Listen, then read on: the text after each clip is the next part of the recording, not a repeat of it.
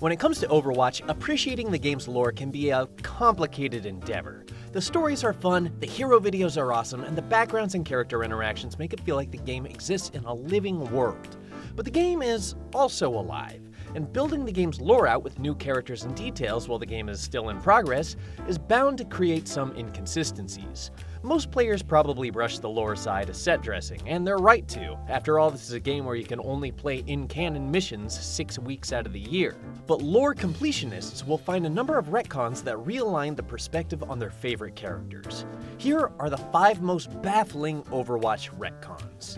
Number 5. D.va loses her pro status. If you want a firm, irrefutable example of something that has been directly invalidated, look no further than the recent developments surrounding D.va. The story behind D.va is some fun and lightweight fluff. Her bio on the official Overwatch site says, D.va is a former professional gamer who now uses her skills to pilot a state-of-the-art mech in defense of her homeland. And what game does she play? Cliffy B's Lawbreakers? No. Cliffy B's Radical Heights? Also no. I know. Starcraft. Nope, again. Now wait a minute, you say. I'm pretty sure I remember reading that she's a Starcraft player. Well, take it up with the lead writer Michael Chu, who stated in a recent tweet, "It's a common misconception, but D.va wasn't a Starcraft pro before joining Mecha." Now, this is an interesting move. Not only because most Overwatch players you ask would probably remember a tidbit about D.va playing Starcraft, but also because it was officially confirmed no fewer than 3 times. Just as recently as January of 2018, game director Jeff Kaplan, a guy who should probably know what he's talking about, stated in an interview with Forbes magazine, "First of all, D.va is a Starcraft player." Okay, great, Starcraft confirmed. But if you want to split hairs, Chu specifically states that D.va is not a StarCraft professional. Well, how about this official Blizzard post from 2016 that states, D.va's journey began in the StarCraft esports scene, where she became the #1 ranked player in the world at the age of 16. Okay, that's pretty convincing, but what if that's just a little razzle-dazzle flavor text and not something that was supposed to be core to the character? Then I guess you can go all the way back to 2015, where assistant art director Arnold Sang stated in front of a massive crowd at BlizzCon, D.va is a pro gamer, a multiple-time world champion at StarCraft. Look, Michael Chu has a hard job, having to constantly write, rewrite, and expand an ever-evolving story in a way that will satisfy millions of players. But he's also totally gaslighting us here. Number 4. Lucio slowly gets erased. Lucio, a character who has been there since the very beginning, but has been given so little backstory and so little to do that I bet you're wondering how it's even possible to retcon a guy who has barely even impacted the story. And the answer? Minorly. Very, very, very minorly. But when he's got so little happening, those small edits have big effects. So what do we know about Lucio? Well, his official Overwatch bio lists him as a DJ and a freedom fighter, which already suggests one major omission from his initial appearance. In November of 2014, a full year and a half before the release of the actual game, Lucio makes his debut in the very first Overwatch cinematic trailer. As you may recall, this trailer opens with a video reel that's playing inside the Overwatch Museum, where we clearly see Lucio on the side of the frame as a narrator introduces the Overwatch team. Every other non-filler, non-cannon fodder hero that we see in this shot is canonically part of Overwatch. All except Zenyatta, that is. But even an underserved Zenyatta is given more detail and backstory than Lucio, when we learn that he took Genji under his wing to mentor him through the hardships with his changing robot body. Lucio? No such luck. That dude is an island. In-game, only Tracer, D.va, Reinhardt, Bastion, Symmetra, Orisa, and Winston share any interactions with Lucio, and none of them shed new light on him. Okay, well, none of the other characters seem to care about him or interact with him. At least he has that super popular musical career, right?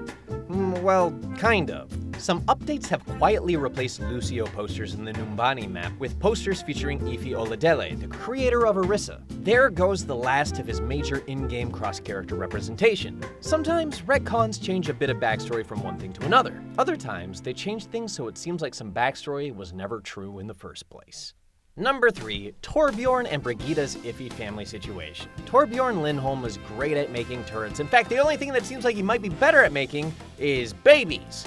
lots of babies. This stout, virile sack of baby building is seen sporting a Santa costume with his wife Ingrid in the Overwatch comic Reflections, looking an awful lot like they're about to make even more babies. While off to the side, we get a view of good old Reinhardt trying to entertain Torb's prodigious progeny. And how do we know that these are Torb's kids? Well, in 2016, the Overwatch Twitter account pointed it out as directly as possible.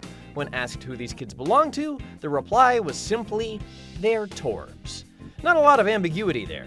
But hang on a sec. We know that Brigitte is Torbjorn's daughter. So which of these kids is Brigitte anyway? This one? This one? This one? No, not that one, you fool. That's a cat. That's a weird looking cat. This is clearly supposed to be Brigitte. There's just one small problem here. Brigitte's official bio lists her as the youngest of Torb's kids. So unless something screwy is going on here and this baby is 37, which is a real funny age for a baby to be, this simply can't be the case. In 2018, whoever was manning the Overwatch Twitter account after the last lore-spouting person was probably fired, made a clarification. Those are Torbjorn's grandkids. So what does this actually mean? Well, besides it meaning that Ingrid is probably breathing down the neck of Brigitte, asking her when she's finally going to have kids like her older siblings, it also means that we no longer know how many children that Torbjorn has besides Brigitte. Before dismissing this as a simple error or miscommunication on Twitter, it should be considered that Blizzard has been dodgy about Brigitte's details from the start, first listing her as 28 years old before walking back her age to 23. Michael Chu brushed this off as an outdated version of her bio being published that they had to correct, but it's clear that elements of her character were being amended up to the moment of release and even after. Youngest, oldest, no matter. The important thing is that Torbjorn loves all of his children equally, but still less than his turret. Number 2. Pharah's shifting heritage. From the beginning, Pharah was an Egyptian character. She lived in the mold of her mother Anna, training to fight, becoming a soldier in the Egyptian army with the dream of kicking ass as part of Overwatch. Through and through, tried and true, all lore pointed toward her being Egyptian, until the Thunderbird and Rain Dancer skins showed up. Clearly inspired by the indigenous cultures of the Pacific Northwest, these designs had some people scratching their heads. Given the history of these native cultures, having a non-native character in dress-up seemed a bit in poor taste. But in time, it was revealed that Pharah was actually supposed to be of dual heritage, with a suggestion of a father who was Canadian First Nations. This explanation didn't satisfy a lot of people though, as it seemed awfully suspicious that these character developments arose only after people spoke up. In an interview with Nathan Grayson of Kotaku, game director Jeff Kaplan tried to clear things up. Specifically when you talk about that Pharah skin, it's really interesting because the first time that we had seen the concept art of it, we were all blown away. We wrestled with okay, Pharah is clearly Egyptian and that's her heritage, that's her nationality, and we want to respect that, and we also want to be respectful of Native American culture. We sort of had this moment of asking ourselves, are we being disrespectful in any way? The Native American parts of it feel awesome and feel like an homage, and hey, isn't this cool? But hey, isn't this cool isn't exactly the greatest excuse. It's basically an admission that her First Nation heritage was lazily tacked on as an afterthought to justify costumes that Blizzard knew people would have a problem with. So are these costumes hurtful in and of themselves? Well, that's not really the question to ask. Maybe instead ask if saying, hey, this looks cool, I'm gonna take it, is respectful of a several hundred-year-old legacy of systemic marginalization of indigenous cultures. Naturally, there are a lot of edgy champions of being offensive online who are still shouting, get over it, there are European stereotypes too, while they conveniently forget a history of people who were colonized, eradicated, and turned into Halloween costumes. Pharah is a great character though, and having a character of an uncommon mixed heritage is a really cool idea. Here's hoping that Blizzard, having made the deliberate choice to assign her a First Nations background, can develop that into something that's substantial and meaningful. Who are we kidding? She just murders her mom every match anyway. And number 1, Moira steals Mercy's backstory.